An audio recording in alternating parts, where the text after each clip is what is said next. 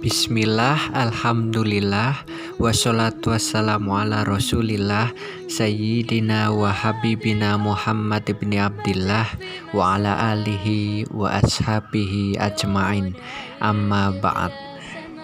Beliau Sayyid Muhammad bin Alawi Al-Maliki Al-Hasani.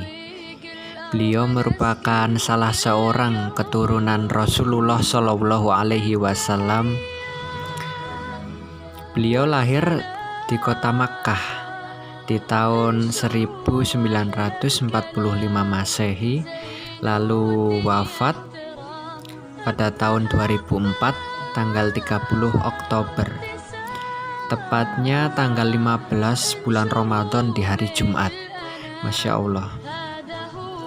Beliau dikenal sebagai seorang yang alim, dermawan, ramah, sangat menyayangi santri-santrinya, dan ganteng. Kisah ini diceritakan oleh salah seorang murid beliau, namanya Ustadz Soleh Basalamah dari Indonesia.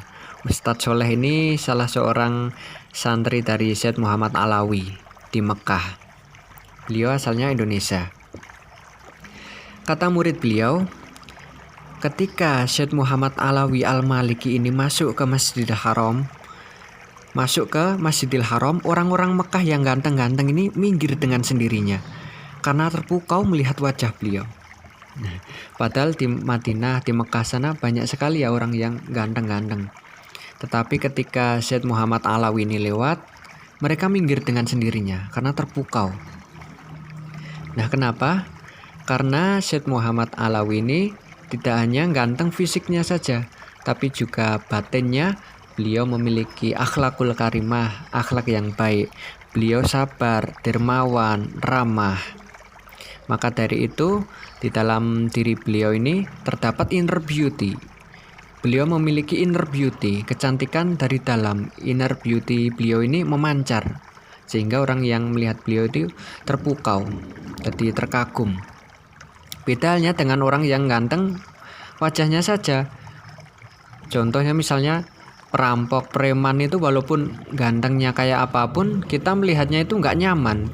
Walaupun kita nggak kenal, kita berdekatan itu hati kita ada yang mengganjal gitu, nggak nyaman.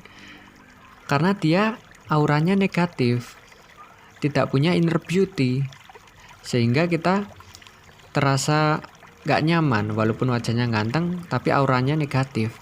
Nah, beda halnya dengan orang yang walaupun wajahnya pas-pasan, tetapi memiliki akhlak yang baik, sabar, pemurah. Itu kita melihatnya, kita ngobrol itu terasa nyaman. Ngobrol nggak terasa sampai berjam-jam. Melihat itu nyaman karena memiliki inner beauty dari akhlak yang baik.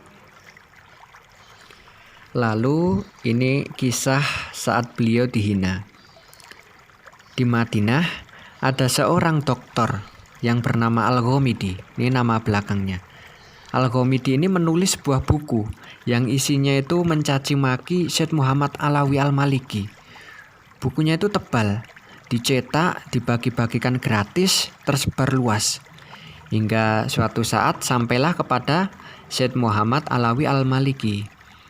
Beliau ini membacanya santai saja ya, sambil tersenyum-senyum, membuka halaman sambil tersenyum. Padahal santri-santri beliau ini ketika membacanya tidak kuat ya, geram.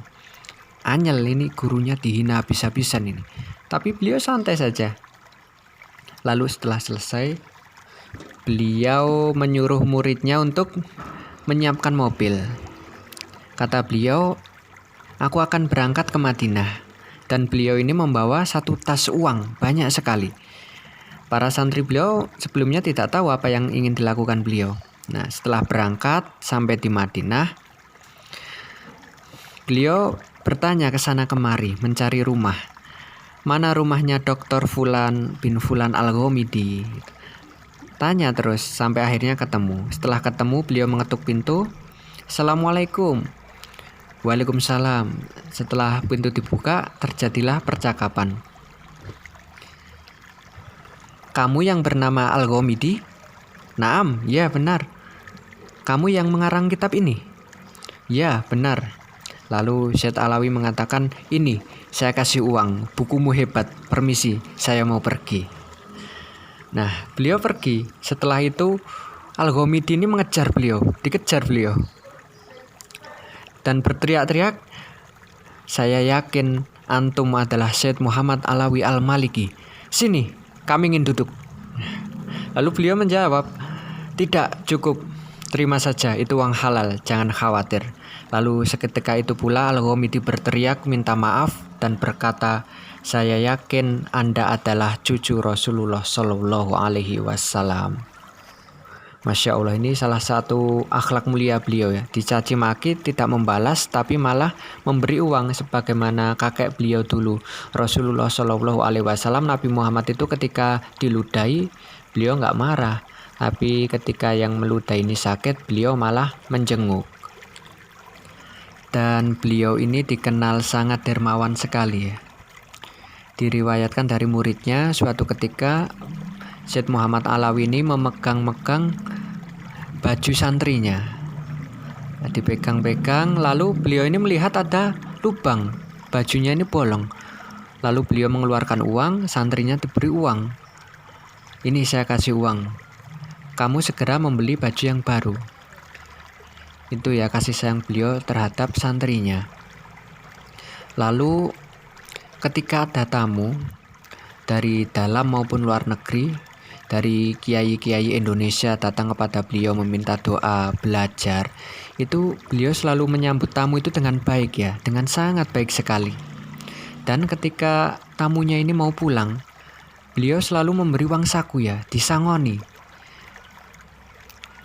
Dan gak sedikit, beliau memberikan uang itu 12 juta ya. Setiap orang yang datang, setiap tamu yang datang beliau beri 12 juta.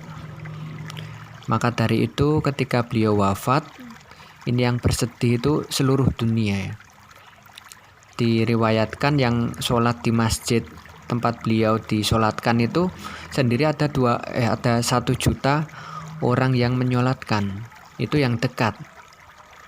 Sedangkan yang mengucapkan takziah, kesedihan itu seluruh dunia. Tentu saja dunia yang Islam. Nah, beliau ini dimakamkan di Ma'la, yaitu di samping, di sebelahnya makam istri pertama Nabi Muhammad Shallallahu Alaihi Wasallam, Siti Khadijah radhiyallahu anha.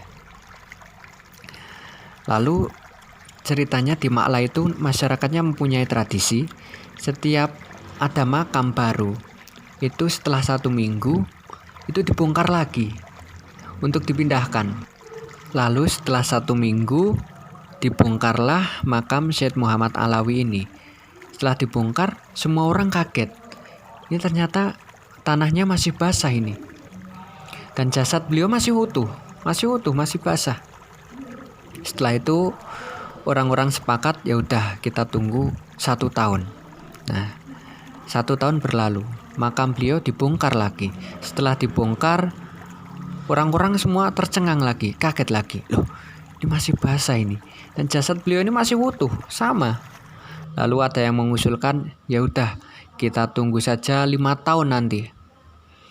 Nah, setelah makamnya ini berusia 5 tahun, dibongkarlah lagi. Orang-orang pada ngumpul melihat. Dan ternyata masih sama. Masih sama, jasad beliau masih utuh, masih segar. Lalu orang-orang bersepakat lagi kita tunggu 10 tahun. Nah, setelah 10 tahun berlalu dibongkar lagi, ternyata masih sama. Orang-orang semakin kaget. Nah, 10 tahun itu terakhir ya, jasad beliau masih utuh. Nah, setelah itu orang-orang tidak ada yang berani lagi membongkar makam beliau. Barakallahu fiik. Assalamualaikum ya manittaba'al huda.